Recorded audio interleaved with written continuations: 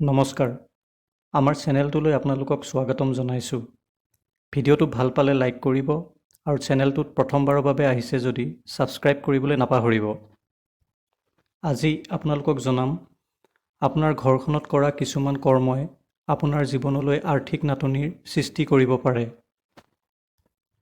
মা লক্ষ্মী এনে ঘৰত কেতিয়াও প্ৰৱেশ নকৰে যি ঘৰত এইকেইটা ভুল কৰি থাকে। জ্যোতিষশাস্ত্ৰ অনুসৰি এইকেইটা ভুল কৰ্মই ঘৰ এখনত আৰ্থিক সমস্যাৰ সৃষ্টি কৰে আৰু দৰিদ্ৰতা আনে। 1 নম্বৰ, যি ঘৰত ঝাৰুক ভৰি লগায় বা ঝাৰুক ভৰি দি ইফাল সিফাল কৰে তেনে ঘৰত মা লক্ষ্মী কেতিয়াও নাথাকে আৰু ঘৰখনলৈ দৰিদ্ৰতা আহে। 2 নম্বৰ, চৌকাত বা পাকঘৰত জোঠা বাচন বৰ্তন থৈ দিলে এনে ঘৰত মা লক্ষ্মী কেতিয়াও বসবাস নকৰে। যি ঘৰত খোৱা বোৱাৰ পাছত ৰাতি বাচন বৰ্তন নোধোৱাকৈ পাকঘৰত জমা কৰি থয় তেনে ঘৰত আৰ্থিক নাটনিৰ সৃষ্টি হয় বুলি প্ৰাচীন কালৰে পৰা মানি অহা হৈছে। এনে কৰিলে ঘৰখনত দুখ দৰিদ্ৰতা আহে বুলি মানা হয়।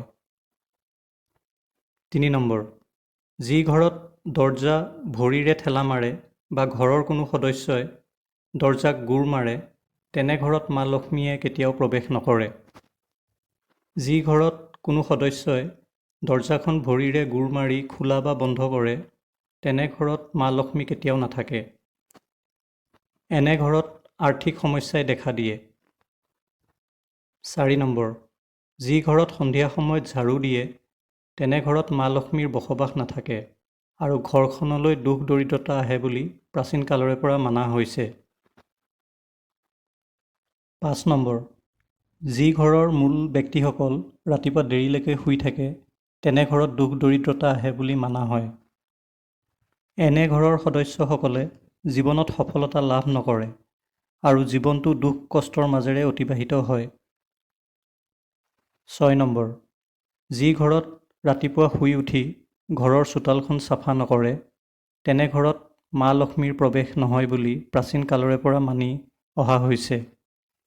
এনে ঘৰত লাহে লাহে দুখ দৰিদ্ৰতাই দেখা দিয়ে বুলি মানা হয়।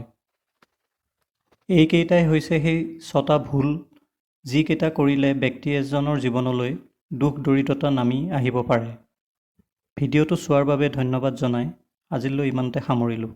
ওম নমঃ শিৱায়।